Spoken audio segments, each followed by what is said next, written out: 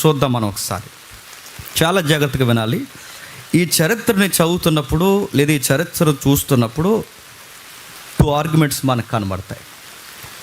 ఆ 2 ఆర్గ్యుమెంట్స్ మీరు గమనించండి. వాటిని చూస్తున్నప్పుడు నాకు కనబడట్లేదు, పర్లేదా? కొంచెం నాకు చూపించండి. ఈ ఆర్గ్యుమెంట్స్లోకి వెళ్ళే ముందు ఒక రెఫరెన్స్ మనం చూద్దాం. లూకాసు సరిపోద్ది. లూకాసు సువార్త 1వ అధ్యాయం, లూకాసు సువార్త 2వ అధ్యాయం 1వ వచనం నుండి. లూకాసు సువార్త 2వ అధ్యాయం 1వ వచనం నుండి. ఆ దినములలో సర్వలోకానికి ప్రజాసంఖ్య రాయవలనని కైసరు అగుస్తు వలన ఆజ్ఞాయను కురేనీయుల సిరియా దేశమునకు అధిపతి ఉన్నప్పుడు జరిగిన మొదటి ప్రజా సంఖ్య. ఆగుదాం. ఎందుకు ఈ విషయాలు అని చెప్తున్నామంటే, యేసుక్రీస్తు అనే ఒక జననం, యేసుక్రీస్తు అనే ఒక వ్యక్తిత్వం, యేసుక్రీస్తు అనే ఒక దైవం కల్పిత గాథ, మిథాలజీ అంటున్నారు. మిథాలజీ అంటే మిత్ అంటే ఏంటండి? పురాణము. మిత్ అంటే ఏంటండి? కల్పితము. మిత్ అంటే ఏంటండి? ఊహాజనికమైనది. ఇలాంటి ఆర్గ్యుమెంట్స్ లేదా కామెంట్స్ మనం నమ్మిన విశ్వాసం మీద చేస్తున్నారు. మళ్ళీ చెప్తున్నాను, జీసస్ అనేది ఒక మిత్ అంటున్నారు. జీసస్ అనేది ఒక పుక్కిట పురాణం, జీసస్ అనే ఒక కల్చర్, లేదా జీసస్ అనే ఒక ఆరిజిన్, జీసస్ అనే ఒక రిలీజన్, జీసస్ అనే ప్రాక్టీస్ అనేది కల్పించినది అంటున్నారు ఈరోజు. దాని గురించి చాలామంది మాట్లాడుతున్నారు. విచిత్రమైన టీవీ9లో కూర్చొని చాలామంది మేధావి వర్గాలు కూడా క్రీస్తు మీద కామెంట్ చేస్తున్నారు. ఆ కామెంట్ చేసిన వాళ్ళు ఈ మధ్యకాలంలో, ఇటీవల మా కాలంలో మనకు ఎక్కువ కనబడిన వ్యక్తి బాబు గోకినేని గారు, తెలుసు కదా. ఈ బాబు గోకినేని గారు కూడా క్రిస్టియానిటీ మీద ఒక విచిత్రమైన స్టేట్మెంట్లు ఇచ్చాడు. ఇవన్నీ ఈరోజు మనం కవర్ చేస్తాం హిస్టరీలో. కాస్త త్వరగా మీరు వేగంగా నాకు స్పందిస్తే త్వరగా చెప్పి మరో క్రిస్మస్ మెసేజ్ ఉంది, అక్కడికి వెళ్తాను. ఓకేనా? డీలోకేనా? సరే, జాతికి వెళ్దాం. ఈరోజు మళ్ళీ చెప్తున్నా, ఈరోజు ప్రసంగం కాదు, ఇది హిస్టరీ. ఎందుకు హిస్టరీ ప్రారంభించామంటే, ఈ డిసెంబర్ సీజన్లో ఏంటి అసలు క్రిస్మస్ అంటే, దీని మీద ఏం జరుగుతుందంటే, ఈ లూకా గారు అంటున్నారు, ఆ దినములలో సర్వలోకానికి ప్రజాసంఖ్య రాయవలనని కైసర్ అగుస్తు వలన, అగస్టస్ అంటారు ఆయన. ఆగస్ట్ అని ఎలా అంటాం చూసారా? ఆగస్టు, జనవరి ఇవన్నీ ఏటో అనుకోకండి. ఆగస్ట్ అంటే ఎవడో తెలుసా? ఈడే. ఎవరు? ఈ అగస్టసే. ఆగస్ట్ నెల అంటే వీళ్ళే. ఈ అగస్టస్ పేర్లు వీళ్ళవే, జనవరి పేర్లు వీళ్ళవే, డిసెంబర్ పేర్లు వీళ్ళవే. అంటే ఈ క్యాలెండర్ పేర్లన్నీ ఎవరో తెలుసా? రోమన్ దేవుళ్ళు. ఎవరు? రోమీల దేవుళ్ళు. అంటే మన జనవరి, ఈ ఏదైతే మనం మాట్లాడుకుంటున్నామో, ఈ మాట్లాడుకుంటున్న ఆగస్ట్ నెలలు, ఇవన్నీ ఈ రోమీలు, రాజులు, దేవుళ్ళ పేర్లు అన్నమాట. ఈ క్యాలెండర్ని, ఈ వీళ్ళ పేర్లే క్యాలెండర్ పెట్టారు. వీటి గురించి మనం మాట్లాడుకుంటున్నాం. ప్రభు పుక్కిట పురాణము, ప్రభు యొక్క పుట్టిక పుక్కిట పురాణం అయితే లూకా ఇలా రాయకూడదు. ఎలా రాయకూడదు? ఆయన పుట్టిక పలానా టైంలో పుట్టింది అని ఒక డేట్ ఇవ్వకూడదు, లేదా హిస్టరీలో ఒక వ్యక్తిని పరిచయం చేయకూడదు. అంటే క్రీస్తు పుట్టాడని చెప్పడానికి లూకా గారు చేస్తున్న ప్రయత్నం ఏంటంటే, పలానా రాజు లేదా పలానా చక్రవర్తి పరిపాలిస్తున్నాడని ఒక ఎవిడెన్స్ ఇస్తున్నాడు. చూడండి, ఇప్పుడు యేసుక్రీస్తు అనే పుట్టిక అబద్ధమని చెప్పాలంటే ముందు హిస్టరీలో ఎవరు ఉండకూడదండి? అగస్టస్ ఉండకూడదు. అగస్టస్ అనే చక్రవర్తి నిజమైతే, ఆ అగస్టస్ అనే చక్రవర్తి నిజమైతే, చరిత్ర నిజమైతే, ఆయన పరిపాలనలో పుట్టిన యేసుక్రీస్తు అనే వ్యక్తి కూడా చెప్పండి నిజం అవ్వాలి. ఆయన నిజమైతే ఆయన జీవితం రికార్డ్ చేయబడాలి. ఆయన జీవితం రికార్డ్ చేయబడితే బైబిల్ చెప్పినట్టుగానే ఆయనకి క్రూసిఫిక్షన్ జరగాలి. ఇదంతా జరిగిందని రికార్డ్స్ ఉన్నాయంటే దీన్ని డీల్ చేయడం ఈరోజు మన సబ్జెక్ట్. మనకి ఎక్కడ చెప్తారు చెప్పనా? బైబుల్ ట్రైనింగ్కి వెళ్తే అక్కడ చెప్తారు, బైబిల్ కాలేజీల్లో. ఎక్కడ చెప్పరు. అది కూడా చెప్పాలి, వినాలని ఒప్పుకుంటే చెబుతారు. అయినా ఈ సబ్జెక్టులు ఎవరికి అర్థం కనుక వాటి జోలికి ఎవరో పోరు. కానీ మనం పోతాం. ఎందుకో తెలుసా? మీకు అర్థమవకపోయినా మేము పోతాం, మీకు అర్థమయ్యేలా చెబుతాం. అందుకే అర్థమయ్యేలా చెప్పడానికి నేను ప్రయత్నం చేస్తాను. చూద్దాం ఏంటి దీని గురించి. అగస్టస్ కోసం మాట్లాడుతున్నాడు. అక్కడ సర్వలోకానికి ప్రజాసంఖ్య. ఎందుకు సర్వలోకానికి ప్రజాసంఖ్య జరుగుతుంది? ఎందుకంటే రోమీలకి బాగా పనుగట్టించుకుంటారండి వాళ్ళు. ఏంటి? పన్ను కట్టించుకుంటారు. ఒకరోజు యేసుక్రీస్తు వారి దగ్గరికి ఈ ట్యాక్స్ వసూలు చేయడానికి స్థానిక ప్రధాన యాజకులు, అదే దేవాలయం పన్ను, అలాగే ఈ గవర్నమెంట్ ట్యాక్స్, రెండు ఒత్తిళ్ళు ప్రభువు మీదకి వచ్చినప్పుడు, అలాంటి టైంలో ఈ పన్ను అనే ఈ పాయింట్ మనకు ఎక్కువ హైలైట్ అవుతుంది. చూడండి, ట్యాక్స్ వసూలు చేస్తుంటారు అంటే ప్రభువు కూడా అడుగుతారు, మనం కూడా ట్యాక్స్ కట్టాలంటే ఎస్ మనం కట్టాలి అంట. కాకపోతే అక్కడ ట్యాక్స్ వేర్లండి. టెక్స్ట్లో మాట్లాడుకుంటే ఈ ట్యాక్స్ వసూలు చేస్తారు. వీళ్ళు దేని మీద ట్యాక్స్ వసూలు చేస్తారో, ఇల్లు కట్టుకున్నందుకు ఇంటి పన్ను కట్టాలి, ఇల్లు స్థలానికి పన్ను కట్టాలి, పంటకు పన్ను కట్టాలి, ఉన్నందుకు పన్ను కట్టాలి, పౌరసత్వానికి పన్ను కట్టాలి, అన్నీ ట్యాక్స్లే. ఇవన్నీ మాడుతున్నారు. మరి వాళ్ళు కట్టారు, వాళ్ళు కట్టించారు ట్యాక్స్లు అంటే ఈ రోజు మేము కడుతున్నాం కదంటే ఇంకా ఆ ప్రభుత్వానికి ఈ ప్రభుత్వానికి ఇంకా నన్ను అడగకూడదు మీరు, అంతే. అంటే ఆ రోజు ఎలా కట్టించుకున్నారో చెప్పండి, ఈరోజు కట్టించుకుంటున్నారు. తుమ్మితే పన్ను, దగ్గితే పన్ను, కుళాయి పన్ను, కరెంటు పన్ను, ఆ పన్ను ఈ పన్ను, చివరికి మనం బతుకున్నందుకు పన్ను, ఈ నేల మీద నిలబడినందుకు పన్ను పన్ను పన్ను, మనం పంట పండించినందుకు కూడా ఎంతో కొంత కట్టాలి. ఇలాగే. కాకపోతే వాళ్ళు ఇంకా ఎక్కువ వసూలు చేసేవారు అనమాట. ఎవరు? రోమన్స్. ఇలా వసూలు చేస్తున్నప్పుడు వీళ్ళకి కొంచెం లెక్కలు జమ కావాలి. లెక్క తేడా వస్తుంది, ఇంకా జమ కావాలి. మరేం చేద్దాం? జనాభా లెక్కలు కావాలి. జనాభా లెక్కలు ఎందుకు? జనాభా లెక్కలు ఎందుకంటే ప్రజలు ఎంతో తెలిస్తే ట్యాక్స్ ఎంతో అర్థం అవుద్ది. ప్రజలు ఎంత ఉన్నారో తెలిస్తే మనకి ఎంత వడ్డీ వసూలు చేయాలో మనకు అర్థం అవుతుంది. అంటే ట్యాక్స్ ఎంతో తెలాలి అంటే సెన్సస్ తెలియాలి. అంటే ప్రజా సంఖ్య ఎంతమంది ఉన్నారంటే ఇంత ట్యాక్స్ వస్తుందని. ఈ పన్ను కొరకు వీళ్ళు ప్రజా సంఖ్య తీశారు, అంతేగాని ముగ్గురు పిల్లలు పుట్టారా కంగారు పడకండి అనడానికి కాదు. ఇద్దరు పిల్లలు పుట్టారు, ముగ్గురు వద్దు, ఇద్దరు బుద్ధ, ఈ స్లోగన్ చెప్పడానికి కాదు. మీకు ముగ్గురు పుట్టినా 30 మంది పుట్టినా మీరు ట్యాక్స్ కట్టాలి అని చెప్పడానికి, ప్రజల మీద ప్రేమతో కాదు. చెప్పండి, ట్యాక్స్ వసూలు చేయడానికి వీళ్ళు ట్యాక్స్ వసూలు చేయడానికి ప్రజల్ని ఇబ్బంది పెడుతున్నారు. సరిగ్గా ఆ టైంలో వీళ్ళు జూయిస్ గ్రౌండ్లో కూడా ఉన్నారు కనుక, యూదుల పరిసర ప్రాంతాల్లో ఉన్నారు కనుక, ఆ యోధ గోత్రానికి చెందిన వారే తల్లి అయిన మరియా, తండ్రి కాని తండ్రి అయిన యోసేపు, వీళ్ళిరువురు కూడా యోధా గోత్రానికి సంబంధించిన కనుక మీ జనాభా లెక్కలందరికీ మీకు టౌన్ ఎక్కడిస్తున్నామంటే మీ రాజు ఉన్నాడుగా, ఎవరు ఈ దావీదు గారి ప్యాలెస్ ఉంటుందిగా, ఆయన కట్టడాలకి మీ అందరికీ ఫేమస్ ఏరియా కనుక మీరు బెత్లెహేముకి రండి, అక్కడికి రండి. అక్కడికి వచ్చి యూదులందరూ మీరు అక్కడ ట్యాక్స్ రాయించుకోండి. అంటే మీరు ఏం చేస్తారంటే మీ జనాభా రాయించుకోండి, ఇదంతా జరగాలని అక్కడ పిలిచారు. సరిగ్గా ఈ జనాభా లెక్కలు జరుగుతున్న టైంలోనే తల్లి గారికి నెలలు నిండిపోయి ఎక్కడో ఆ జనాభా లెక్కల అడవుల్లో కనేసింది. ఇది మనకు బైబిల్ రికార్డ్ ఎక్కడి వరకు అర్థమైంది. అయితే దీన్ని చెయ్యాలా చేయకూడదు అన్నది పాయింట్. చెయ్యమని ఇంకా నేను చెప్పను, చెయ్యొద్దని నేను చెప్పను. 2 ఆర్గ్యుమెంట్లు ఉన్నాయి, అది మాత్రమే ఈరోజు మనం వింటాం. ఏముంది ఒకసారి చూద్దాం. ఒకసారి చూద్దాం. మీరు జాగ్రత్తగా గమనించండి, 2 ప్రతిపాదనలు ఉన్నాయి.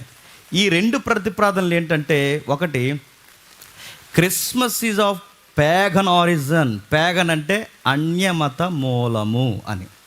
రెండోది ఏమన్నారంటే ప్యాగన్ ఆరిజన్ కాదు, అంటే క్రిస్మస్ అన్యమత మూలము కాదు. ఒకరు అంటున్నారు ఇది అన్యుల ఆచారము, క్రిస్మస్ అనేది అన్యులు, ముఖ్యంగా రోమీల ఆచార సాంప్రదాయం నుంచే క్రిస్మస్ వచ్చిందని ఒక తెగ వాళ్ళు అంటున్నారు. మరికొంతమంది ఏమంటారు, నోనో అలా అనకండి, ఇది అన్యుల మూలాలకి ఏ సంబంధము లేదు, కాకపోతే టైమింగ్స్ ఒకటి అవ్వడం వలన కొంచెం కన్ఫ్యూజ్ అయ్యారని మరొక పండిత వర్గం ఆర్గ్యుమెంట్ చేస్తున్నారు. అర్థమైందా? 2 బ్యాచ్లు ఉన్నాయన్నమాట. ఒకటి ఏమని, ఇది మనం చేయకూడదు, ఎందుకు, ఇది అన్యాచారాలని ఒక బ్యాచ్. రెండోది ఏమంటున్నారు, కాదు ఇది అన్యాచారాలను ఎందుకు పొరపాటు పడుతున్నాం అంటే 2 టైం లైన్స్ ఒకే టైంలో రావడం వలన మనం పొరపాటు పడుతున్నాం. సో క్రిస్మస్ అనేది అన్యుల మూలాలకి సంబంధించినది కాదు. ఇది మొదటిది. దీన్ని ఎందుకు పొరపాటు పడతారంటే, లేదా ఎందుకు దీన్ని ఎక్కువ కంపేర్ చేస్తారంటే, మొట్టమొదటిగా క్రిస్మస్ అనేది కేథలిక్ల యొక్క మతం నుండి, లేదా కేథలిక్ అనే యొక్క ప్రాక్టీస్ నుంచి వచ్చింది అనేది బలమైన వాదన ఉంది. ఎవరు? కేథలిక్. ఆ కేథలిక్ అనే వాళ్ళ యొక్క మనుషుల నుండి బలమైన వాదన వచ్చింది కనుక, వాళ్ళ నుంచి వచ్చింది కనుక వీళ్ళే దీన్ని తీసుకొచ్చేసారు. అంటే కేథలిక్స్ అంటే ఎవరైతే కేథలిక్ వేరు, రోమన్ కేథలిక్ వేరు. మళ్ళీ ఇది పెద్ద చరిత్ర. కేథలిక్ వేరు, రోమన్ కేథలిక్ వేరు. ప్రారంభంలో సంఘం అనేవారు కాదు, కేథలిక్ అనేవారు. కేథలిక్ అంటే సార్వత్రికమైనది అన్నారు. దాని నుంచి విడిపోయిన పదమే రోమన్ క్యాథలిక్ అంటారు. మళ్ళీ రోమన్ క్యాథలిక్ నుంచి విడిపోయిన వర్డ్సే చెప్పండి ప్రొటెస్టెంటిజం అంటారు. అంటే ఇప్పుడు స్వతంత్ర సంఘాలు ఉన్నాయి చూసారా, మనం అన్నమాట. అంటే ఇలా విడిపోయింది అంతా ఒక చరిత్ర, దాన్ని ఎప్పుడైనా మాట్లాడుకుందాం. ఈ రోమన్ లేదా ఈ క్యాథలిక్లే దీన్ని తీసుకొచ్చారంటారు. ఎలా తీసుకొచ్చారంటే కొంచెం ఇవి మ్యాచ్ అయ్యే సందర్భాలు మనకు కనబడతాయి. క్యాండిల్స్ వెలిగిస్తారు కదా, ఈ క్యాండిల్స్ వెలిగించడం, బోర్లు ఊదడం, ప్రేమ విందులు పెట్టుకోవడం, ఇవన్నీ రోమిలు చేస్తున్న 3 పండగల్లో ఉంటాయండి. అక్కడ ప్రాబ్లం మనకు డౌట్ స్టార్ట్ అవుతుంది. వాళ్ళ ఆర్గ్యుమెంట్ ఆలోచిద్దాం ఒకసారి. ఏం జరుగుతాయి మూడు పండగలు అంటే, నేను టూకీగా చెప్తాను, అక్కడ తమ్ముడు వేస్తాడు చూడండి. ఇవి కాదు ఆ 3 పండుగలు ఉంటాయి చూడండి. ఈ 3 చూడండి. నేను ఫస్ట్ వర్డ్ చదువుతున్నాను, మీరు అక్కడ చూడండి. వీలైతే తర్వాత చూసుకుంటారు కానీ ముందు ఇక్కడ చూడండి. సాటాన్ అని ఒక దేవుడు ఉంటాడు. 2 జనవరి క్యాలెండర్స్ లేదా కాల్డాస్ అనే ఒక ప్రాక్టీస్ ఉంది. 3వది సోల్ అంటే సన్ అంటే సూర్యదేవుడు. ఇది 3వ పండుగ అన్నమాట. అంటే ఈ 3 పండుగలు ప్రధానంగా జరుగుతాయి. ఎక్కడి నుండి? డిసెంబర్, బాగా వినాలి, డిసెంబర్ నుండి జనవరి వరకు ఈ 3 పండుగలు లైన్గా వస్తాయండి. బాగా వినాలి, డిసెంబర్ నుండి జనవరి వరకు ఈ 3 పండుగలు లైన్కి వస్తాయి. మొట్టమొదటిది సాటాన్ లేదా సార్నియా అని ఈ పండగ ఏదైతే ఉందో ఇది డిసెంబర్ 17 నుండి 23 వరకు జరుగుద్ది. అంటే తిరణాలు మాదిరి జరుగుతాయి అన్నమాట, వారం జరుగుతాయి. ఎంత? డిసెంబర్ 17 నుండి 23 వరకు. అంటే ఇది రోమీల దేవత పేరు, దాన్నే సాతాన్ కాదు సాటాన్ అంటారు దాన్ని. ఈ పేరు మీద జరుగుతుంది. దేవుడు పంటనిచ్చాడు కనుక, దేవుడు పంట ఇస్తాడు, ఈ తొలి పంట పండుతుందిగా, ఈ పంట పొలాలు పండే కనుక ఏడాది అంతా మనకి దిగుబడి బాగా ఇచ్చాడని ఈ పంట పొలాలకు వచ్చిన దిగుబడిని జ్ఞాపకం చేసుకుంటూ ఆ పంట పండునందుకు చేసుకునే పండుగే ఫస్ట్ ఫెస్టివల్ అనమాట. అదే సాటాన్ ఫెస్టివల్ అంటారు.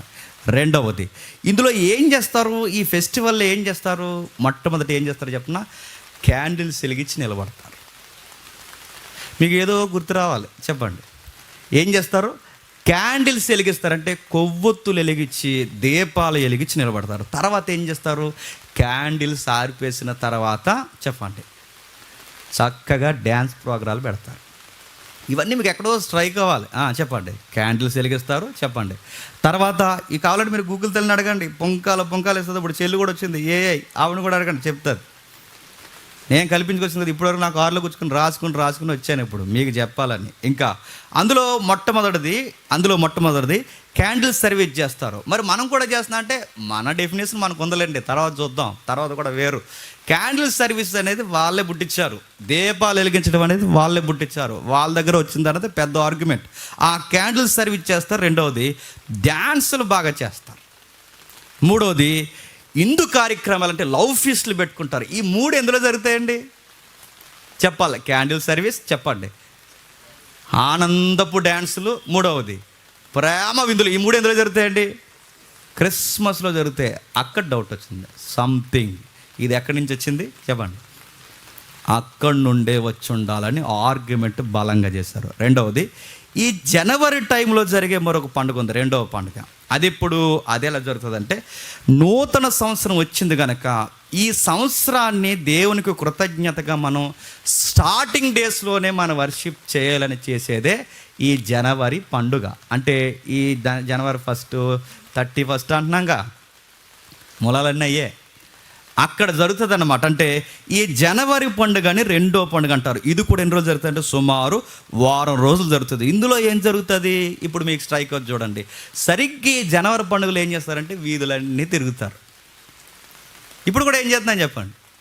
హ్యాపీ క్రిస్మస్ అయిపోయింది, తర్వాత చెప్పండి హ్యాపీ న్యూ ఇయర్ బ్రదర్. ఆడెవడో మంది వెళ్తాం, happy new year brother, happy new year, బండి ఆపేసి హ్యాపీ న్యూ ఇయర్ బ్రదర్, ఆటోలో వెళ్ళిపోతూ హ్యాపీ న్యూ ఇయర్ బ్రదర్. ఇదంతా తిరుగుతాం, అలా తిరుగుతాం, ఎలా తిరుగుతాం. ఆ ముగ్గేసిన వాళ్ళు, ముగ్గు వేయలేని వాళ్ళు అందరినీ పిలిచి చెప్పండి happy new year, happy new year, happy new year.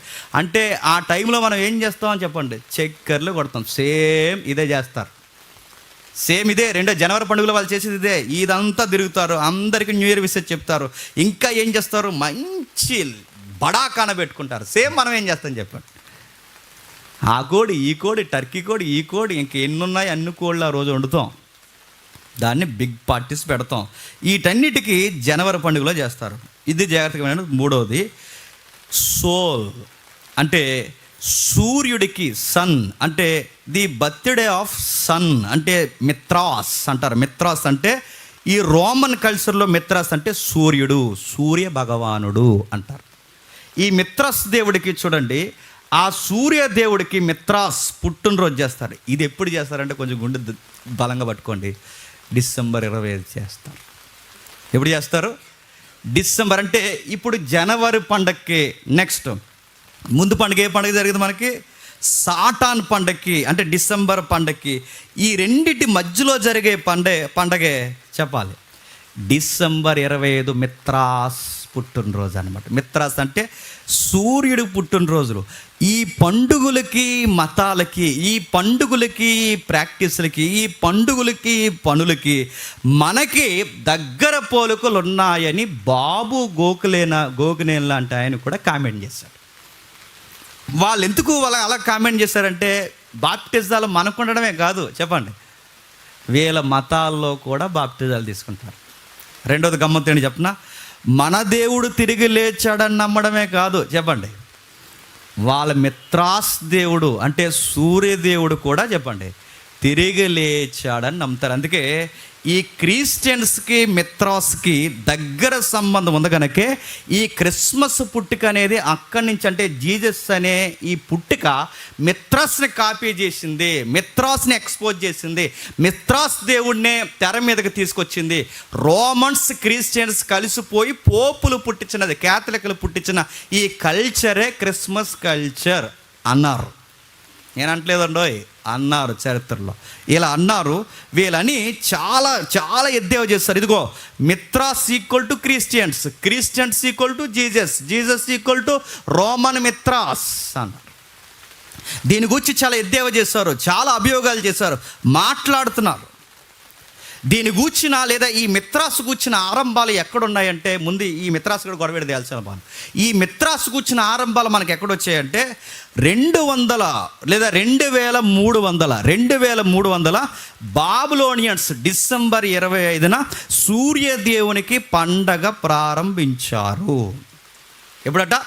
2300 బాబులోనియన్స్ December 25న సూర్యదేవుడికి మిత్రాస్ అంటే మిత్రాస్ అని రోమన్స్ అంటారు. బాబులోనియన్స్లో ఏమంటారంటే వాడిని అనేది ఐసిస్ అంటారు. కొన్ని పేర్లు ఉన్నాయి. ఇంకా వాడిని ఏమని పిలుస్తారంటే బాబులోనియన్స్ మనం పిలుచుకునేది ఈ మిస్టీరియస్ రిలీజియన్స్, లేదా ఈ అంటే ఈ కొంచెం రహస్య మతాలు అంటారు వీటిని. అంటే ఇవి బయటికి కనబడవు కానీ ఇంటర్నల్గా ప్రతి ప్రాక్టీస్లో ఇమిడిపోయి ఉన్నాయన్నమాట. మీకు అర్థమైపోయినా మొక్కలు అర్థమైనట్టండి. మీ నుంచి నేను కోరుకునేది అదే. తర్వాత ఇంటికి వెళ్ళిన తర్వాత రెండవసారి వినంటే మీకు ఈజీగా అర్థమవుతుంది. మళ్ళీ చెప్తున్నాను, అసలు ఈ మిత్రాస్ కూడా మనం ఎందుకు తెలుస్తున్నాం అంటే మిత్రాస్ పుట్టిక చెప్పండి యేసుప్రభు వారికి జరుగుతున్న పుట్టినరోజు కార్యక్రమం ఒకే డేలో జరుగుతుంది. ఏ డేలో? డిసెంబర్ 25 జరుగుతుంది. అందుకే ఈ మిత్రాస్ కూడా గొడవ ఏంటో తెలుస్తున్నాం మనం. ఈ మిత్రాస్ అనేవాడు లేదా ఈ సూర్యదేవుడు ఆరాధన ఎక్కడ స్టార్ట్ అయిందంటే బబులోన్లో స్టార్ట్ అయింది డిసెంబర్ 25న. అక్కడ ఏమంటారంటే ఐసిస్ అంటారు, దీన్ని ఐసిస్ దేవుడు అంటారు. వీటిని మిస్టీరియస్ రిలీజన్స్ అంటారు. అంటే ఒక దేవుడు అంటూ తినంగా ఉండడం అన్నమాట. ఆ దేవుడే చచ్చిపోతాడు, ఆ దేవుడే పుడతాడు, ఆ దేవుడు లెగిస్తాడు. ఇంకా దాన్ని మిస్టీరియస్ రిలీజన్ అంటారన్నమాట. దానికి ఒక పట్టాన్ని మనకు అర్థమవుతుంది.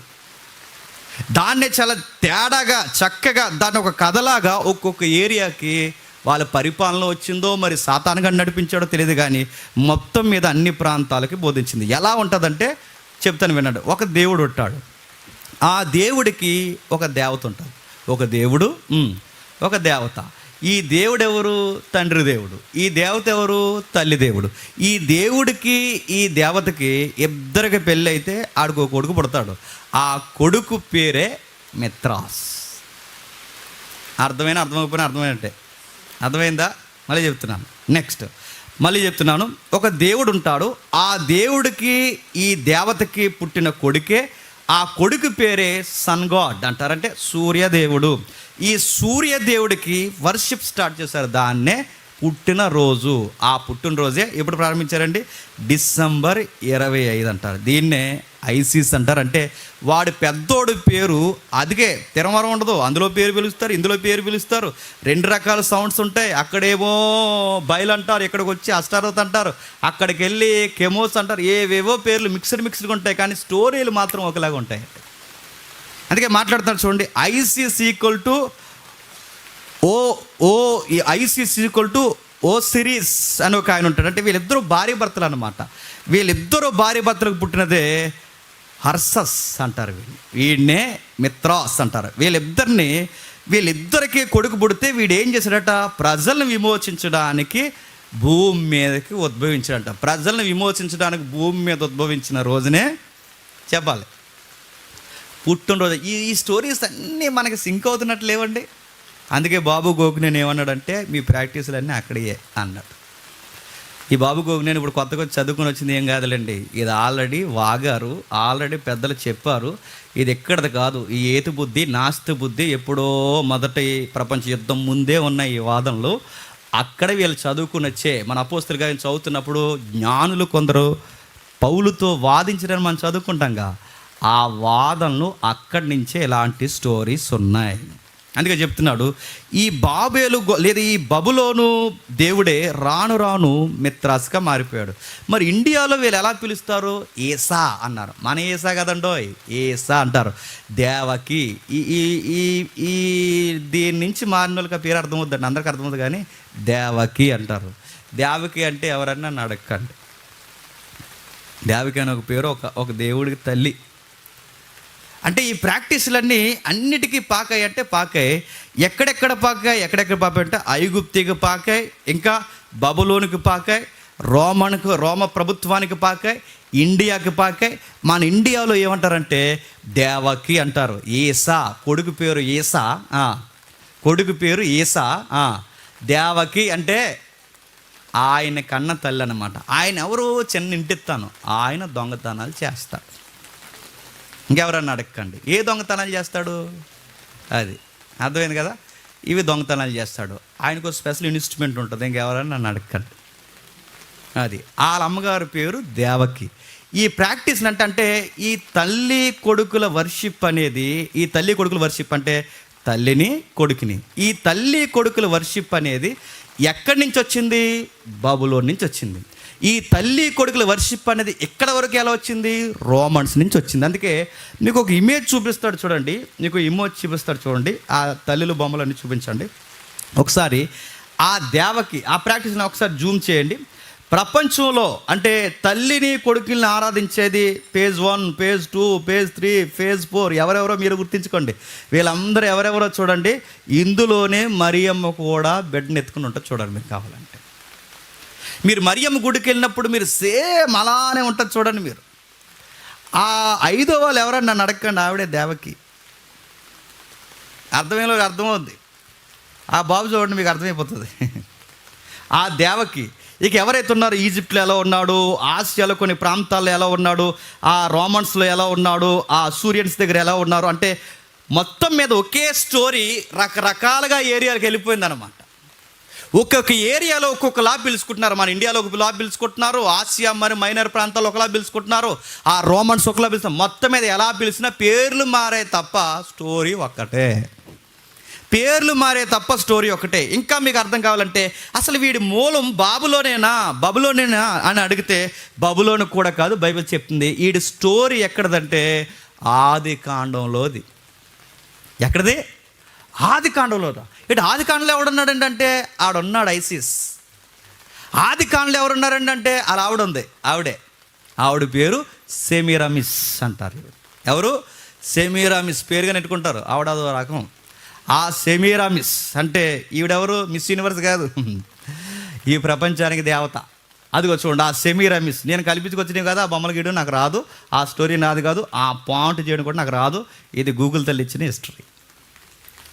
ఆ స్టడీ అంతా చూడండి, అక్కడ చెప్తుంది. ఈ సెమీరామిస్ ఎవరు? ఈ సెమీరామిస్ కొంచెం స్టోరీ చెప్తాను వినండి. నిమ్రోద్ తెలుసు కదా, భూమి మీద మొదటి పరాక్రమశాలి హంటర్ అని ఉంటుంది, వేటగాడు. అంటే వేటాడుతాడు, బాగా వేటాడుతాడు, బలశాలి. ఆ బలంతోనే పరిపాలిస్తాడు. ఈ నిమ్రోద్ ఒకరోజు చచ్చిపోయాడు. నిమ్రోదు భార్యే సెమిరమిస్. నిమ్రోదు భార్య ఎవరు? సెమిరమిస్. ఈ నిమ్రోద్ చనిపోతాడు. ఈ నిమ్రోద్కి చనిపోయిన తర్వాత ఈవిడికి బిడ్డ పుడతాడు. ఆడు ఎలా పుట్టాడో డౌటు. ఎందుకంటే భర్త లేడు అప్పటికి, ఎలా పుట్టాడో తెలియదు. ఎందుకంటే నిమ్రోద్ చచ్చిపోయాడుగా. లేదు ఆయన వల్లే పుట్టాను. కొంతమంది అంటారు లేదు ఆవిడ ఏదో తప్పుడు పని చేసి కన్నదని, ఇంకొకరు అంటారు. మొత్తం మీద ఏదో ఒకటి ఉంది. ఎందుకంటే మనం ఆల్రెడీ ఒక 40 days అంటే ఈ 40 రోజుల ఉపవాసాన్ని గురించి మనం ఆలోచించినప్పుడు ఈ స్టోరీ అప్పుడెప్పుడో మాట్లాడుకున్నాం. ఫాలో అయిన వాళ్ళకి అర్థమవుద్ది, ఫాలో అవ్వకపోతే ఏదో చెప్తాడు త్వరగా లేస్తే బాగున్నాను మీరు అనుకుంటారు. అంతే, ఫాలో అవ్వండి. నేను ముగించేస్తాను త్వరగా. అయితే ఈ నిమ్రోదు భార్య ఎవరైతే సెమిరమిస్, ఈయన చనిపోయిన తర్వాత సెమిరమిస్ గర్భం దాలుస్తుంది. ఈ గర్భం దాల్చిన తర్వాత ఈమెకు ఒక కొడుకు పుడతాడు. ఆ కొడుకు పేరే తమ్మూజ్. ఎవరు? తమ్మూజ్. ఈ తమ్మూజ్ గాడు కూడా ఆడబుద్ధులు వస్తాయి. హంటర్ అంటే ఏటకెళ్తాడు అనమాట. ఈడు ఏటకెళ్ళిన తర్వాత మరి ఆ మృగం గుద్దేసిందో, తిరగేసి బాణం గుద్దేసిందో మొత్తం మేము తెలియదు, కానీ ఏటకెళ్ళి చచ్చిపోయాడు ఏటగాడు. ఎవరు? తమ్మూజ్. ఈ తమ్మూజ్ చనిపోయిన తర్వాత చాలా ఏడ్చింది. ఇప్పుడు భర్త లేడు, బిడ్డ లేడు. ఇప్పుడు ఒక కొత్త ఆలోచనకు వచ్చింది. ఏం చేసిందంటే ఈ తమ్మూజ్ని సమాధి చేసి, అంతకుముందు వాళ్ళ భర్తని కాల్చేసి, బూడిదంతా దేశమంతా జల్లేసి, ఈయన్ని కూడా మొత్తం దేశమంతా తిప్పి ఇదిగో జల్లేశానని చెప్పి తర్వాత ఏం చేస్తారంటే తమ్మూజ్ చనిపోయి బ్రతికాడు, మళ్ళీ వచ్చాడు, పునరుద్ధానం జరిగింది అన్నాడు. అక్కడ ప్రారంభమైందండి. నా మాటలు అర్థమవుతున్నాయి. అంటే ఎవరైతే నిమ్రోద్ ఉందో, నిమ్రోద్ భార్య సెమిరమిస్ ఉందో, సెమిరమిస్ క్రియేట్ చేసిన స్టోరీ తమ్మూజు స్టోరీ తెర మీదకి వచ్చింది. ఇటు వీటి పేర్లు ఏమైనా బైబిల్ ఎక్కడన్నా ఉన్నాయంటే ఉన్నాయి. చూస్తారు ఒకసారి. మీకు ఎగ్జాక్ట్ ఆ నేమ్స్ ఉండవు, కానీ అవే పేర్లు అవి మీకు చూపిస్తాను. చూడండి ఒకసారి. ఎహెస్కేల్ చూడండి ఒకసారి. ఎహెస్కేల్ గ్రంథం 8వ అధ్యాయం. ఎహెస్కేల్ గ్రంథం 8వ అధ్యాయం 14వ వచనం. ఎహెస్కేల్ గ్రంథం 8వ అధ్యాయం 14వ వచనం. యెహోవా మందిరపు ఉత్తర ద్వారం దగ్గరున్న అక్కడ స్త్రీలు కూర్చుండి తమ్మూజు దేవతను గురించి. ఎవరట? తమ్మూజు దేవత. ఈ తమ్మూజు ఎవడో మీరు ఎస్ట్రీని అతకండి. తమ్మూజు ఎవడు? సెమిరమిస్ కొడుకు. తమ్మూజు ఎవడు? నిమ్రోదు యొక్క కొడుకు. తమ్మూజు ఎవడు? ఇదిగో ఎవరైతే మనం చరిత్ర మాట్లాడుకుంటున్నామో ఆ చరిత్రలో ఆమె కొడుకు. అంటే ఈమె క్రియేట్ చేసిన స్టోరీ ఏంటి? మా కొడుకు మళ్ళీ పుట్టాడని చెప్పి ఒక పెద్ద విగ్రహాలు కట్టించింది. ఆ విగ్రహాలు ఎలా కట్టిస్తుందంటే ఆమె బిడ్డను ఎత్తుకున్నట్టు, అంటే చిన్నప్పుడు ముద్దు పోలేదన్నమాట, ఆ బిడ్డను ఎత్తుకున్నట్టు, ఆధారుస్తున్నట్టు ఇలాంటి వర్షిప్ స్టార్ట్ చేసింది. మీరు హిస్టారికల్గా మీరు చూడండి, ప్రపంచంలో ఐడల్ వర్షిప్ అనేది స్టార్ట్ చేసింది ఎవరో తెలుసా? సెమిరమిసే స్టార్ట్ చేసింది. ప్రపంచంలో విగ్రహారాధన, దేవతారాధన, దయ్యాల ఆరాధన స్టార్ట్ చేసింది ఎవరో తెలుసా? సెమిరమిసే స్టార్ట్ చేసింది. చరిత్ర చెబుతుంది ఇది. ఆమె ప్రారంభించింది. అప్పుడే ప్రారంభమైంది మదర్ అండ్ సన్ వర్షిప్ అనేది అప్పుడే స్టార్ట్ అయింది. అదిగో చూడండి హిస్టరీ. కొడుకుని తల్లిని ఆరాధించాలి. కొడుకు ఎవరు? ఆవిడ మరియమ్మ అనుకోకండి. మరియమ్మ కాదు ఆవిడ. మరియమ్మ అనుకుంటారు, ఆవిడ మరియమ్మ కాదు, సెమిరమిస్. మరియమ్మ అనుకుంటా, ఎందుకంటే ప్రాక్టీస్లు అలా మారిపోయాయి, రాను అలా తిరిగిపోయాయి. అయితే ఈ మదర్ చైల్డ్ వర్షిప్ అనేది ఆమె స్టార్ట్ చేసింది. మొక్కాలి, ఆరాధించాలి, ఇవన్నీ స్టార్ట్ అయ్యాయి. ఇప్పటి వరకు మనం జస్ట్ అవుట్లైన్స్ వింటున్నామండి. బబులోను దేశం ఆరాధించింది. పారసికులు, మన చనిపోయారుగా రతన్ టాటా, వాళ్ళ దేవుడు ఎవరు అనుకుంటున్నారు? వాళ్ళే. ఎవరు? తమ్మూజు. చెప్పండి. సెమిరమిస్, ఇంకెవరైతే ఉన్నారో వాళ్ళే వాళ్ళ దేవుడు. అందుకే చూడండి, వాళ్ళు చనిపోయినప్పుడు వాళ్ళ సమాధి కార్యక్రమం విచిత్రంగా చేస్తారు. ఏం చేస్తారు తెలుసా? ఆ తమ్మూజు ప్రకృతి దేవుడు కదా వీళ్ళ దేవుడు. తమ్మూజు గడి చనిపోయిన తర్వాత బూడిదగా ప్రకృతిగా ఉద్భవించాడు. ప్రకృతి అంటే వసంతకాలం సిగిరిస్తుంది, కానీ చెట్లు సిగిరిస్తాయి, చల్లటి గాలి వేస్తాయి. ఈ చల్లటి గాళ్ళు ప్రకృతి సిగిరిస్తుంది. అంటే ఎందుకు సిగిరిస్తుంది?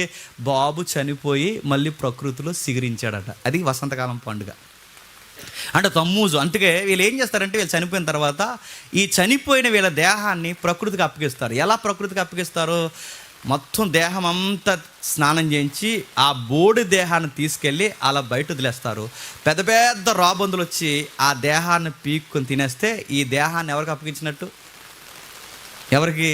ప్రకృతికి. అందుకే రతన్ టాటా బాడీని అలాగే చేద్దాం అనుకున్నారు, మనం చనిపోయారు కదా. కాకపోతే మన ఇండియన్ ప్రాక్టీస్లో ఉండిపోయాడు కనుక, ఇక్కడ సిటిజన్షిప్ వచ్చింది కనుక అలా చేయలేదు, కాల్చేశారు ఆయన. అంటే ఈ మూలాలన్నీ అవే. బబులోని దేశంలో ఉంది, పారసికులు అంటే ఈ రతన్ టాటా లాంటి వీళ్ళ మూలాల తెగలు ఆ దేశంలో ఉన్నాయి, మన భారతదేశంలో ఉంది, ఆసియా ఖండం అంతా ఉంది. ఇప్పుడు ఎక్కడికి వచ్చింది? రోమన్స్ దగ్గరికి వచ్చింది. రోమన్స్ దగ్గరికి వస్తే మనకేంటి? ఇక్కడే మనకి ఇంటర్నల్ లింక్ ఉంది. ఇక్కడికి ఎలా వచ్చింది? మిత్రాస్గా వచ్చింది. అంటే ఆ సెమీరామిస్సే, ఆ తమ్మూజే రాను రాను ఆ సూర్యదేవుడే బబులోని దగ్గర నుంచి ట్రాన్స్ఫార్మ్ అయ్యి దేశాలన్నీ తిరిగి రోమన్స్ దగ్గరకు వచ్చేసరికి ఏ పేరుతో పిలుస్తున్నారు?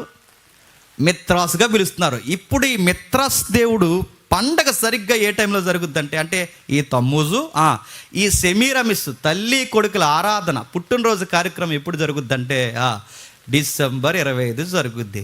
ఈ డిసెంబర్ 25నే సరిగ్గా ఎవరిని జ్ఞాపకం చేసుకుంటున్నాం మనం? అందుకు కొంతమంది మేధావులు ఏమన్నారంటే, బెస్ బైబిల్ ఎక్కడ ఉందా డిసెంబర్ 25? బైబిల్ ఎక్కడ డిసెంబర్ 25 లేకపోతే ఈ ప్రాక్టీస్ ఎక్కడ అనుకుంటున్నారు? తల్లి కొడుకుల ఆరాధన ఎక్కడ అనుకుంటున్నారు? మిత్రస్ వర్షిప్ అది అన్నారు. ఈ వర్షిప్ ఎక్కడ అనుకుంటున్నారు? ఇదిగో పలానా పేగన తెగల నుంచి వచ్చింది, మనకెలా వర్షిప్ చేయడం? బుద్ధి లేకుండా సూర్యదేవుడు పండగ చేస్తున్నారు అని మనలో ఉన్న కొంతమంది పండితులు తిడుతున్నారు. వాళ్ళు ఎస్సా నో నేనేం చెప్పను, జస్ట్ వినండి. మనకి చరిత్ర తెలియాలని మాత్రమే చెప్తున్నాను. ఎందుకంటే ఏమీ తెలియనోడు ఈరోజు యూట్యూబ్లో కూర్చుని ఆ మిత్రాస్ గిత్రాస్ అంటుంటే మన వాళ్ళు బిత్తరపోయి చూస్తాడు, మిత్రాస్ ఎవడు ఆడెవడని.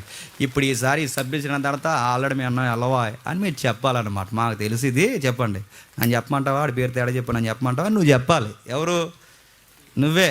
అందుకని నువ్వు క్యాండిల్ సర్వీస్ రెడీ అయిపోకూడదు, గుర్తుపెట్టుకో, నువ్వు చెప్పాలి. అందుకే చెప్తున్నాను.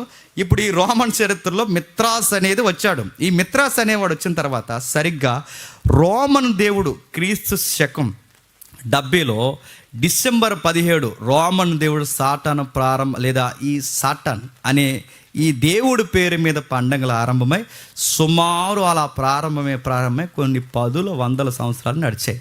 అయితే క్రీస్తు శకం 150 వచ్చేసరికి, క్రీస్తు శకం 150 వచ్చేసరికి దీనిలో కొంచెం మార్పులు చేర్పులు వచ్చాయి. ఏమైంది? డిసెంబర్ 25 మిత్రాస్ పుట్టినరోజుని ప్రారంభించిన ఈ పుట్టినరోజుని ఒక రాజు వచ్చి రద్దు చేశాడు. ఇక ఈ పుట్టినరోజులు చేయకూడదు, ఇలాంటివి చేయడానికి వీలు లేదు, వీటికి మనకి సంబంధం లేదు, వీటిని ఆపేయండి అన్నాడు. అప్పటి వరకు మిత్రాస్ పుట్టినరోజు జరుగుతుంది డిసెంబర్ 25. ఈ రాజు వచ్చిన తర్వాత ఆపేయండి, ఇంకా పండగలు లేవు, పబ్బాలు లేవు, ఇలాంటి చేయడానికి వీల్లేదు, అన్యాచారాలు చేయకూడదు అన్నాడు. అన్యాచారాలు చేయకూడదు అంటున్నాడంటే మీకు అక్కడ తమ్ముడు చూపిస్తున్నాడు చూడండి. అన్యాచారాలు చేయకూడదని అంటున్నాడంటే బహుశా ఈయన క్రిస్టియన్ అయిపోయాడు ఈ రాజు అంటే. అవును, బైబిల్ చెప్తుంది ఈయన క్రిస్టియన్ అయిపోయాడు. ఈ క్రిస్టియన్ అయిన రాజు పేరు ఏం పేరు? కాన్స్టాంటినోపుల్. ఈయన ఎప్పుడయ్యాడు? 313లో ఈ రాజు క్రైస్తవుడిగా పరిగణింపబడిన తర్వాత ఈ సూర్య పండగలు, ఈ అమావాస్య పండుగలు ఏవైతే ఉన్నావో వీటిని పూర్తిగా ఆపేశాడు. ఇక ఎవరు ఎలాంటి విగ్రహ సంబంధమైన పండుగలు చేయొద్దన్నాడు. అయితే డిసెంబర్ 25ని మరి ఏం చేశాడు? ఆడికి ఆరాధన చేయొద్దు కానీ చెప్పండి, ఆ రోజుని మీకు సెలవు దినంగా ప్రకటించి మీరు పండగ చేసుకోండి అన్నాడు. వర్షిప్ మాత్రం చేయకండి కానీ పండగ మాత్రం చేసుకోండి అన్నాడు. రెండోది ఏం చేశాడంటే ఆదివారం సెలవు దినముగా ప్రకటించిన మొట్టమొదటి రోజు ఎవరో తెలుసా? ఎవరు? కాన్స్టాంటినోపుల్ ప్రకటించాడు. మన వ్యూలో చెప్తున్నాను నేను. ఆదివారం సెలవు దినంగా ప్రకటించింది ఈయనే, మోడీ గారు కాదు. ఆదివారం సెలవు అన్న తీసుకొచ్చింది ఈయన, అధికారికంగా తీసుకుంది. ఎందుకు తీసుకొచ్చాడు? ఈయన క్రిస్టియన్ అయ్యాడు కనుక. క్రైస్తవులకి సెంటిమెంట్ డే ఏదండి? ఆదివారం. ఎందుకు? మన ప్రభువు తిరిగి లేచింది ఎప్పుడు?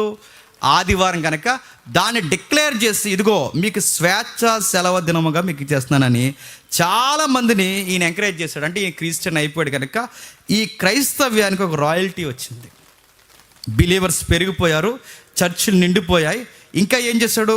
అప్పటి వరకు క్రైస్తవుల్ని మనుషులా చూడలేదండి, చంపేశారు, తరిమేశారు, ఎక్కడ ఉండవలేదు. అలాంటి టైంలో చాలా ఇబ్బందులు పెట్టినప్పుడు క్రైస్తవులకి కొత్తగా ఉద్యోగాలు ఇవ్వడం ప్రారంభించాడు. ఇంకా ఏం చేశాడు? వీటికి చాలామందికి స్థలాలు ఇచ్చాడు, చర్చలు కట్టుకోమన్నాడు. వీటన్నిటినీ జరిగించిన తర్వాత జనాలు వద్దన్న క్రైస్తవ్యంలోనికి పెరిగిపోయారు. నా మాటలు అర్థమవుతున్నాయి లేదు? ఎప్పుడైతే ఎలాగూ పెరిగిపోయారు కనుక జనాలు విపరీతంగా క్రైస్తవంలోకి వచ్చేసినందుకు రాజు ఏం చేశాడు? స్వేచ్ఛనిచ్చాడు. రాజు ఏం చేశాడు? అబ్బాయి మీకు ఉద్యోగాలు ఇస్తా అన్నాడు. రాజు ఏం చేశాడు? క్రైస్తవుని గౌరవించాడు. రాజు ఏం చేశాడు? 380 వచ్చేసరికి క్రిస్టియానిటీని లీగల్ రిలీజన్ చేశాడు. 380 వచ్చేసరికి క్రిస్టియానిటీని లీగల్ రిలీజన్ చేసి, ఇదిగో లీగల్గా మిమ్మల్ని ఎవడేమనడానికి వీలు లేదు, మీ మీద ఇంకా హతసాక్షులు అనే పేరు లేదు, మిమ్మల్ని ఎవడేమండో, నేను ఉండగా మిమ్మల్ని ఎవడో మీ మీద ఏ కూడా వాళ్ళను, మిమ్మల్ని ఉద్యోగస్తులను చేస్తాను, అధికారులను చేస్తాను, మీకు చర్చలు కట్టుకోవడానికి స్థలాలు ఇస్తాను, బిల్డింగ్లను కూడా లీగల్గా మీకు ఇస్తున్నాను, తీసుకోండి అని ఎప్పుడైతే ఇంత ఎంకరేజ్మెంట్ కాన్స్టంటినోపుల్ ఇచ్చాడో, క్రైస్తవ్యంలో అప్పటి వరకు మూలుగుతున్న వాళ్ళు కూడా ఎందులోకి వచ్చేసారు? క్రిస్టియానిటీలోకి వచ్చేసారు. క్రిస్టియానిటీలోకి ఎప్పుడైతే వీళ్ళు వచ్చేసారో, బాగా వినాలి, సరి అయిన మారు మనసు, సరి అయిన రక్షణ అనుభవం, వాక్య అనుభవం లేని వాళ్ళందరూ ఎప్పుడైతే క్రిస్టియానిటీలోకి వచ్చారో, వీళ్ళు వస్తూ ఆచార సాంప్రదాయాలు కూడా తెచ్చేశారు మన వెనక. నా మాటలు అర్థమవుతున్నాయా? అర్థమైనా చెప్పండి, అర్థమవకపోయినా అర్థమైనట్టే, ఎందుకంటే 9 అయిపోయింది ఇక్కడ. అర్థమవుతుంది? ఓకే, చూద్దాం. ఈ 380లో ఎప్పుడైతే క్లాసిక్ రిలీజ్ అయిందో, వీళ్ళు ఈయన వచ్చిన తర్వాత అప్పటి వరకు 300 సంవత్సరాలు క్రైస్తవులు నలిపేశారు, చంపేశారు, హతసాక్షులు. అప్పటి వరకు క్రైస్తవులకి పండగలు లేవు, సంతోషాలు లేవు, కూటములు లేవు, సహవాసాలు లేవు, ఎక్కడ కూడుకొని ఎంటిట్ట చొచ్చి వాళ్ళని చంపడం ప్రారంభించారు. సుమారు 3 శతాబ్దాలు వాళ్ళని ఏడిపించారు. ఎప్పుడైతే ఈ 3 శతాబ్దాలు ఏడ్చిన వీళ్ళకి ఫ్రీడమ్ వచ్చిన వెంటనే, స్వేచ్ఛ వచ్చిన వెంటనే వీళ్ళకి ఏమొచ్చింది చెప్పనా? పండగలు చేసుకోవాలన్న ఆలోచన వచ్చింది. అప్పటి వరకు రక్తం, అప్పటి వరకు చావు, అప్పటి వరకు బాధలు, అప్పటి వరకు ఇబ్బందులు. ఎప్పుడైతే స్వేచ్ఛ రాజుల వలన వచ్చిందో అప్పటి నుండి పండగలు చేశారు. ఆ పండగల్లో క్రిస్మస్, గుడ్ ఫ్రైడే, చెప్పండి హిస్టరీ. అప్పటి వరకు మనకి రికార్డెడ్ ఫెస్టివల్స్ లేవు. ఇది తప్పు అయితే నేను మళ్ళీ చెప్తున్నాను, మీరు చెప్పండి, నేను నేర్చుకుంటాను. ఎవరైనా నన్ను పాయింట్అవుట్ చేసేవాళ్ళు, ఇది రైట్ అయితే చెప్పేది జాగ్రత్తగా వినండి, ఓకేనా? విందాం. ఈ 3 పండుగలు వచ్చే మీకు డౌట్ వచ్చేయాలి, ఇదంతా వెనకుండా పూర్తిగా వెనకుండా మనం ఏమంటామంటే, ఇంతకీ 20 చేయకూడదు చెప్పండి, ఇంటికి వెళ్ళిపోతాం అంటారు మీరు. అది వినాలంటే చెప్పండి, ఇంకా వినాలి. చేయాలా చేయకూడదంటే విందాం ఒకసారి. ఏం జరిగిందంటే, ఎప్పుడైతే ఇది లీగల్ అయిందో చాలామంది వచ్చేస్తారు, చాలామంది జాయిన్ అయిపోయారు. వచ్చిన వారికి సరి అయిన మారు మనసు లేదు కనుక అన్య ఆచారాలు, అన్య ప్రభావాలు తీసుకొచ్చి ఇందులో కలిపేశారు. సరిగ్గా పాలిగన్ అనే సంఘ నాయకులు, అంటే 2వ శతాబ్దం 3వ శతాబ్దం ఈ నడుమ శిష్యులు అలా విస్తరిస్తూ వస్తున్నప్పుడు, ఈ రాజు తర్వాత పాలిగన్ లాంటి పెద్దలు, సంఘ పెద్దలు ఎవరైతే వచ్చారో వీళ్ళు ఏమన్నారంటే, మనం పుట్టినరోజు చేసుకోవచ్చా అని గట్టిగా అడిగాడు. పాల్గన్ అనే ఈ పెద్దలు, సంఘ పెద్దలు ఏమన్నా మనం పుట్టినరోజు చేసుకోవచ్చా? పుట్టినరోజు బైబిల్ ఎవడు చేసుకున్నాడు? ఫరో చేసుకున్నాడు, అంతే కదా? ఆయన చెప్పింది రైటే. ఎవరు చేసుకున్నాడు? ఫరో చేసుకున్నాడు. ఇంకెవరు చేసుకున్నాడు? ఆ ఎస్తేరు యజమాని ఎవరు? ఆశ్వర్యజ్ చేసుకున్నాడు. ఇంకెవరు చేసుకున్నారు? ఏ రోజు చేసుకున్నాడు. పుట్టినరోజులు ఎవరు చేసుకుంటున్నారు? అన్యులు చేసుకుంటున్నారు. మనం ఎందుకు చేసుకోవాలని ఈ పెద్ద నిలదీసి కడిగి పడేసాడు సంఘాన్ని. అందుకే మనమే పుట్టినరోజు చేయకూడదని మీరెవర్రా మన దేవుడికి పుట్టినరోజు చేస్తా అంటున్నారు అని అడిగాడు. మనకు పుట్టినరోజు చేయడానికి వీలు లేదు, అసలు మనకు పుట్టినరోజు లేవు. మనం హైలైట్ చేయాల్సింది బర్త్డే కాదు, డెత్డే అన్నాడు. ఏడే మనం హైలైట్ చేసింది ప్రభువుని బర్త్డే కాదు, మరి డెత్డే హైలైట్ చేయాలి. దాని గురించి ఎక్కువ మాట్లాడే, మనకి ఇంపార్టెంట్, మన పితరులు మనకి ఇచ్చిన మూలం ఏదన్నా ఉంది అంటే బర్త్డే కాదు, ఆయన డెత్డేని హైలైట్ చేయాలి అని చాలా గట్టి ఆర్గ్యుమెంట్ చేశాడు ఆయన. ఎప్పుడైతే వీళ్ళ గురించి మాట్లాడడం మొదలుపెట్టారో ప్రజలు విన్నప్పుడు కొంచెం సర్దుకున్నారు. మళ్ళీ ఏం చేశారంటే, లేదు చేయడం తప్పేముందని మళ్ళీ వీటి అడుగులు వేయడం ప్రారంభించారు. అయినా ఒక విషయం మనం గమనిస్తుంది, ఇలాంటి వారు ఆర్గ్యుమెంట్ చేసినప్పుడు వాళ్ళ నేరుగా ఈరోజు కూడా నేరుగా క్వశ్చన్ అడుగుతారు. అపోస్తలులు ఎక్కడైనా క్రిస్మస్ చేశారా అంటారు, చూసారా? ఇదే క్వశ్చన్ ఆయన అడిగాడు. ఎవరు? ఈయన పాలిగన్ అనే పెద్ద అన్నాడు, అపోస్తలులు ఎక్కడైనా క్రిస్మస్ చేశారా, మీరు ఎవర్రా చేయడానికి అని అడిగాడు. ఈరోజు క్వశ్చన్ కొత్తగా అడిగేది ఏం కాదు చెప్పండి. ఆ రోజు ఆయన అడిగాడు. పత్రికల్లో కానీ, సువార్తల్లో కానీ, అపోస్తుల కార్యంలో కానీ ఎక్కడ ఆయనకి పుట్టినరోజు జరిగినట్టే లేదు. మనం చెప్పుకుంటే మన హతసాక్షుల సాక్ష్యం చెప్పుకోవాలి, మనం చెప్పుకుంటే మన ప్రభు యొక్క పునరుద్ధానాన్ని గురించి చెప్పుకోవాలి, కానీ పుట్టుకకి పుట్టినరోజు చేయడం ఏంటి అని గట్టిగా అడిగారు. ఇది జరిగింది. అయితే ఇప్పటి వరకు మనం మాట్లాడుకున్నది ఆర్గ్యుమెంట్ 1. ఆ మాటలు అర్థమవుతుంది లేదు. ఇప్పటివరకు మనం వాదించింది ఏంటి? మొదటి వాదోపవాదన విన్నాం. ఇప్పుడు రెండో జస్ట్ విని ముగించేద్దాం. రెండవది ఇంతవరకు బాగానే ఉంది. ఇక్కడి వరకు మనం వచ్చిన తర్వాత రెండో ఆర్గ్యుమెంట్ కూడా బలంగానే ఉందండోయ్.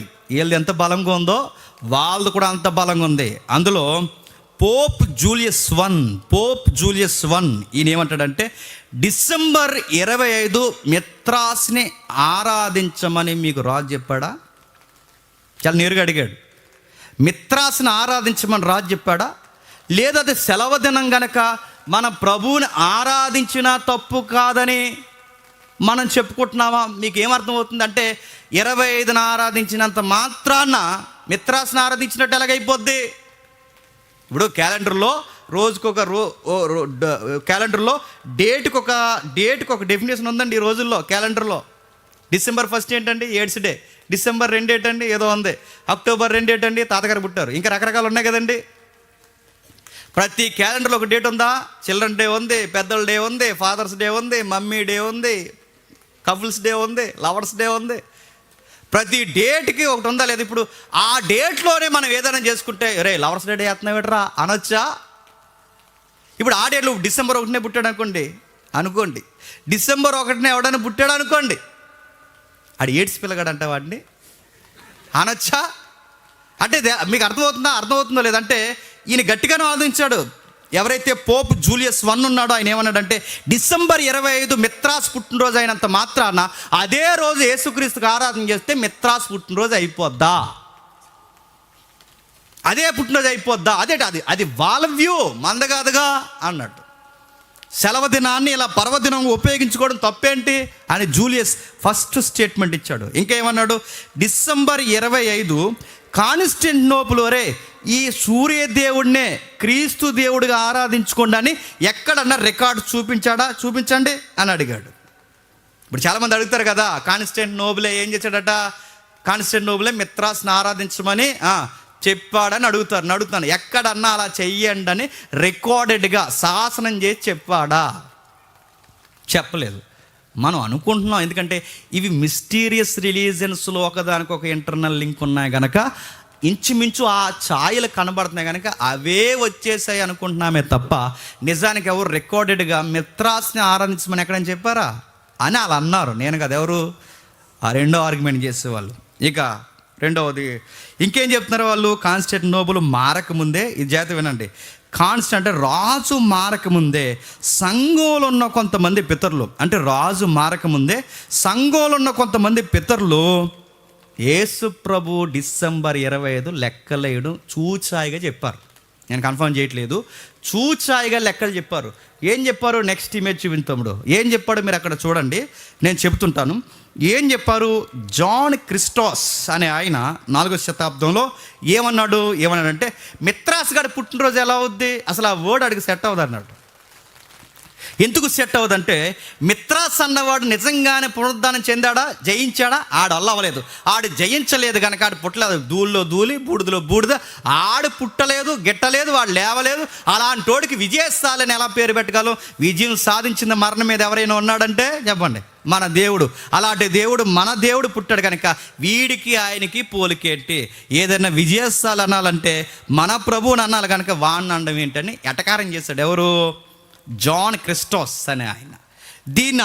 దీనికి ఏమైనా ఆధారాలు ఉన్నాయా అంటే, వీళ్ళ చేసిన ఆర్గ్యుమెంట్కి ఏమైనా ఆధారాలు ఉన్నాయంటే, రాజు బాగా వినాలి, ఎవరు? కాన్స్టాంటినోపుల్ రాజు 25ని సెలవు దినంగా ప్రకటించకముందే 25 మిత్రాస్ దేవుడు అనే పేరు వీళ్ళ పొరపాటు పడకముందే పితరులు వీటి గురించి మాట్లాడడం ప్రారంభించారు. రాజు వచ్చింది ఎప్పుడంటే రికార్డెడ్గా 313. ఎప్పుడు? 313, క్రీస్తు శకం 313. కానీ పితరులు ఈ లెక్కలేసింది ఎప్పుడు తెలుసా? 204లోనే ఒక పెద్ద ఆయన లెక్కేశాడు. ఎప్పుడు? 204 అంటే దానికి ఎంత ఉందండి? శతాబ్దం తేడా ఉంది. అంటే ఈ రాజు ఈ సెలవు దినం ప్రకటించక మునిపే డిసెంబర్ 25 కొరకు ఆయన గట్టిగానే మాట్లాడాడు. ఒక ఆయన పేరు అక్కడ రాస్తున్నారు చూడండి, అక్కడ ఉంది చూడండి, ఈ లాస్ట్ లైన్లో ఉంటుంది, మీరు చూడండి. ఒపోలియా ఒపేలియటస్ ఆఫ్ రోమన్స్ అని ఆయన పేరు ఉంది చూడండి. ఒపేలియటస్ ఆఫ్ రోమన్ అంటే ఈయన సంఘ పితరుడు. ఈయన మాట్లాడుతూ 2004 అంటే 204లో రాజు మారకముందే, రాజు రాకముందే ఒక మాట అన్నాడు. ఏమన్నాడంటే, కొత్త సంవత్సరానికి ముందు, అంటే కొత్త సంవత్సరం ఏదండి క్యాలెండర్ ప్రకారం, ఇప్పుడు వాళ్ళ క్యాలెండర్ ప్రకారం జూలియస్ క్యాలెండర్ అయినా గెగోరియన్ క్యాలెండర్ అయినా వీళ్ళ క్యాలెండర్ ప్రకారం కొత్త సంవత్సరం అనగానే జనవరికి. ఈ జనవరి నెలకు ముందే 8 రోజులకు ముందే the 4th day of the week Augustus 42 years పరిపాలనలో 3 లేదా 2 ఈ టైంలో యేసుక్రీస్తు జన్మించాడనే అవకాశాలు ఉన్నాయి అన్నాడు. ఆ మాట అర్థమైందో లేదు అంటే ఈయన అన్నది ఎంతవరకు వాస్తవం అంటే, అగస్టస్ అన్నవాడు ఉన్నాడా లేదా? ఎంత చదివాగా లోకవార్తలో, అగస్టస్ అన్నవాడు ఉన్నాడా లేదా? ఉన్నాడు. అగస్టస్ అనే రాజు ఉన్నట్టే మనకు కనపడుతుంది. ఈయన ఆర్గ్యుమెంట్ నేను చెప్తున్నాను. ఈయన 2004లో పుట్టాడు. 2004లో ఈ స్టేట్మెంట్ 204లో ఈ స్టేట్మెంట్, అంటే రాజు రాకముందే ఈ స్టేట్మెంట్ చేయడం మొదలుపెట్టాడు. ఎప్పుడు చేస్తున్నాడు? ఏమంటున్నాడంటే 42 సంవత్సరాల పరిపాలన చేస్తున్నప్పుడు అగస్టస్ ఎవరు? Caesar Augustus. ఇందాక మంచిగా కైసర్ అగుస్తు అని చదువుతున్నాగా. సీజర్ అగస్టస్ 42వ సంవత్సరం పరిపాలనలో యేసుక్రీస్తు వారు క్రీస్తు పూర్వం 3 లేదా 2, క్రీస్తు పూర్వం 3 లేదా 2లో ఈ ప్రభు అగస్టస్ టైంలో పుట్టుండాలి అని చెప్తున్నాడు. ఇది ఈయన అనడమే కాదు, చెప్పండి, లోకా గారు కూడా అన్నారు. ఎవరన్నారు? లోకా గారు అన్నారుగా ఇందాక, ఆయనకి జనాభా లెక్కలు తీస్తున్న టైంలోనే ఇది జరుగుతుంది. అంటే ఈయన చెబుతున్నవే కొంచెం దగ్గర లెక్కలే చెప్తాడు. ఇంకా ఏం చెప్తున్నాడంటే, సరిగ్గా 33వ సంవత్సరాల 8వ రోజున ఏప్రిల్ లేదా మార్చ్ ఈ 25 days ఈ టైంలో ప్రభు అయిన యేసుక్రీస్తు వారు చనిపోయారు. దీనికి ఈయన ఏం కోట్ చేస్తున్నాడంటే, పుట్టుక కోసం చెప్పి అక్కడ తాగిపోలేదండి. ఈయన ఏం చెప్తున్నాడు తెలుసా? ఆయన డెత్ డే కోసం కూడా మాట్లాడుతున్నారు. ఎవరున్నారు ఆ టైంలో అంటే, టెబేరియస్ సీజర్. ఇంకా టెబేరియస్ సీజర్ 15వ సంవత్సరం లేదా 29-30 క్రీస్తు శకం 29. ఈయన పుట్టుకెప్పుడు, యేసుప్రభు పుట్టుకెప్పుడు అండి? క్రీస్తు పూర్వం 3 లేదా 2. ఈ క్రీస్తు పూర్వం 3-2లో ఏ రాజు పరిపాలిస్తున్నాడు? అగస్టస్ అప్పుడు ఎన్ని సంవత్సరాలు పరిపాలిస్తున్నాడు? 42వ సంవత్సరం. ఆ 42వ సంవత్సరం పరిపాలిస్తున్న టైంలో ఈయన పుట్టుండాలని అంచనా వేశాడు. ఇంకా డేట్ కన్ఫర్మ్ చేయలేదు, గుర్తుపెట్టుకోండి. అంటే దీన్ని కన్ఫర్మ్ చేయడానికి చూచాయి కానీ ఏమంటాడంటే, 8 రోజులు అంటే కొత్త సంవత్సరానికి ముందు 8 రోజులు. ఇప్పుడు జనవరికి 8 రోజులు వెనకపోతే ఏమొస్తుందండి అంటాడన్నమాట.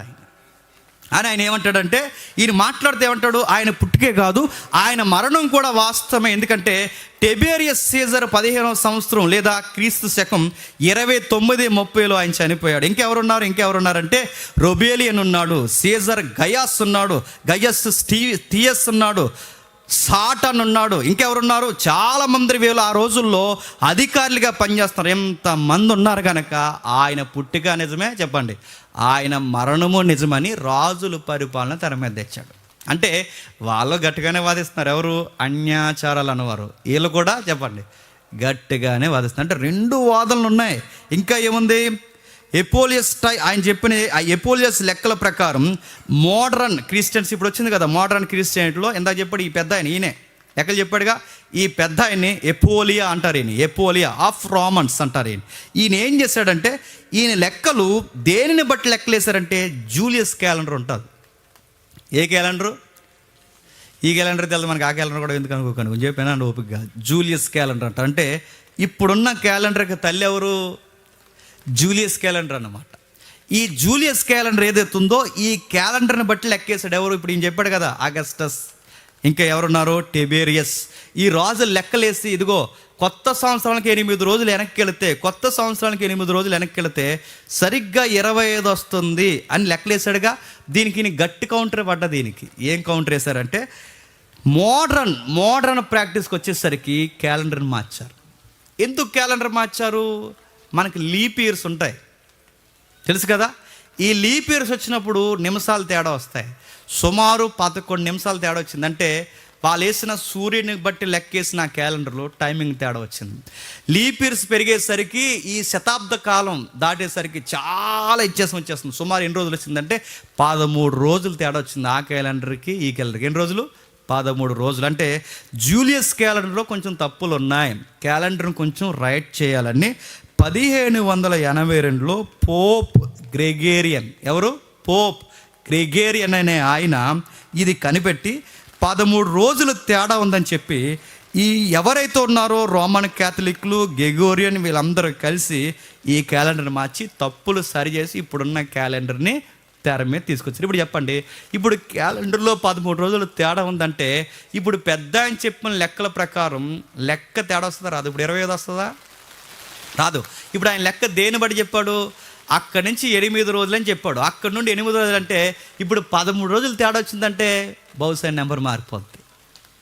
కాబట్టి మోడర్న్ టెర్మినాలజీలో ఏమన్నారంటే నెంబర్ అయితే మారింది కానీ చెప్పండి నెల మారదు అన్నారు. నా మాట అర్థమైంది లేదా? నెంబర్ అయితే మారింది కానీ చెప్పండి నెల మారలేదు. నెంబర్ అయితే అందుకే డిసెంబర్ 1 నుంచే స్టార్ట్ అవుతాయి. ఏంటి చెప్పండి? క్రిస్మస్ ఇప్పుడు ఉంది మనకి, క్రిస్మస్ ఇప్పుడు వెళ్తాను నేను. డిసెంబర్ 1 నుంచే మళ్ళీ ఎండింగ్ వరకు. ఎందుకంటే రోజులు తేడా వచ్చాయి. రోజులు తేడా వచ్చాయి కనుక ఏం చేస్తున్నారు? రోజులైతే తేడా వచ్చాయి కానీ నెల మారలేదుగా. అందుకే ఏ రోజో తెలియదు. కాకపోతే సాంప్రదాయంగా 25వ తారీఖు వచ్చిందని ఆ రోజు నుంచి దీని మీద ప్రాక్టీస్లు మొదలుపెట్టారు. అందుకే మోడర్న్ టెర్మినాలజీలో ఆయన లెక్కని చూచాయిగా ఒప్పుకున్నా, పూర్తిగా ఒప్పుకోకపోయినా మొత్తం మీద నెలనైతే చెప్పండి ఒప్పుకుంటారు. ఇది ఇప్పుడు వీళ్ళ వాదన కట్టుకుంది, చెప్పండి వాళ్ళ వాదన కట్టుకుంది. ఇప్పుడు చెప్పండి 2 వాదనలు విన్నాం, మన క్వశ్చన్ ఉండిపోయింది. ఇంతకీ చెయ్యొచ్చా చేయకూడదు? బైబిల్ ప్రకారం ఇది చెయ్యొచ్చా చేయకూడదు అన్నది వచ్చే వారం చూద్దాం. ఇది చెయ్యాలా చేయకూడదు. అయితే దీనికి సంబంధించిన కొన్ని రెఫరెన్స్ ఇస్తాను. ఇందాక దేవుళ్ళ పేరు చెప్పానుగా, ఈ దేవుళ్ళు ఎక్కడెక్కడ ఉంటారో కొంచెం రాసుకోండి, ఎందుకన్నా మంచిది. న్యాయాధిపతులు 2వ అధ్యాయం 13వ వచనంలో ఉంటుంది అష్టారోతు. ఈవిడ్నే ఆకాశపు రాణి, స్వర్గపు రాణి అంటారు. 3వది యెరెమీయా గ్రంథం 7వ అధ్యాయం 18 నుండి 20 వరకు ఉంటుంది. ఇది ఒక దేవుడు. యెరెమీయా గ్రంథం 44 17 నుండి 19 వరకు ఉంటారు. అక్కడే యెరెమీయా చాలా ఫైట్ చేస్తాడు. ఇంకా ఎబిసీల అర్తిమీదే అని అపోస్తుల కార్యంలో పిలబడుతుందిగా, ఆకాశం నుంచి రాలింది రాణి అంటారు కదా, ఎబిసీల అర్తిమీదే. ఆ రాణి ఎవరో కదా, ఈవిడే. ఎవరు? సెమీరామిస్. ఈ ప్రాక్టీసులు అవన్నీ నిర్గమాకాండంలో దోణ చేశారుగా, దోడనే ఈ అరణ్యంలో దోడన చేశారుగా. ఈ దూడని చేసింది, ఈ దూడ ఎక్కడ సింబల్ తెలుసా? ఐగుప్తులోది. ఐగుప్తులు ఎవరు అనుకుంటున్నారు? ఐసిస్. ఇది తమ్మూజుగాడు. వీళ్ళ ప్రాక్టీస్ అంటే ఆ దూడ ఎవరన్నమాట? ఇప్పటివరకు మనం మాట్లాడుకున్నాంగా, ఈ ప్రాక్టీస్లోదే ఆ దూడ. ఇవన్నీ ఒకదానికొక లింక్ ఉన్నాయన్నమాట. అందుకే అక్కడక్కడ పండితులు ఏమన్నారంటే ఇవి మనకు సంబంధం లేనివి, ఇవి మనకు అక్కర్లేనివి, ఇలాంటివి మనం చేయకూడదు. కానీ బైబిల్ ఏమందంటే ఆయన పుడుతున్నప్పుడు ఒక మాట ఉంది. ఒకసారి చూద్దాం. 2వ అధ్యాయం లూకాసు వార్త ముగించుకుందాం. 2వ అధ్యాయం లూకాసు వార్త 2వ అధ్యాయం లూకాసు వార్త 2వ అధ్యాయం లూకాసు వార్త 2వ అధ్యాయం 10వ వచనం నుండి. అయితే ఆ దూత భయపడకుడి, ఇదిగో ప్రజలందరికీ కలబో మహా సంతోషకరమైన సువార్తమానం మీకు తెలియజేయుచున్నాను. దావీదు పట్టణమందు రక్షకుడు మీ కొరకు పుట్టి ఉన్నాడు, పుట్టి ఉన్నాడు, పుట్టి ఉన్నాడు, పుట్టి ఉన్నాడు, పుట్టాడు. రక్షకుడు మీ కొరకు చెప్పండి పుట్టి ఉన్నాడు. పుట్టిక అన్న పదం ఉందా లేదా?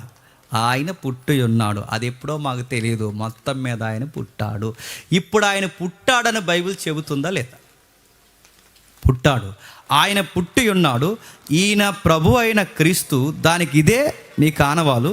ఒక శిశువు పొత్తుగుడ్డలతో చుట్టబడి ఒక తొట్టులో పడుకుండబెట్టి ఉండటం మీరు చూసెదరు అని వారితో చెప్పును.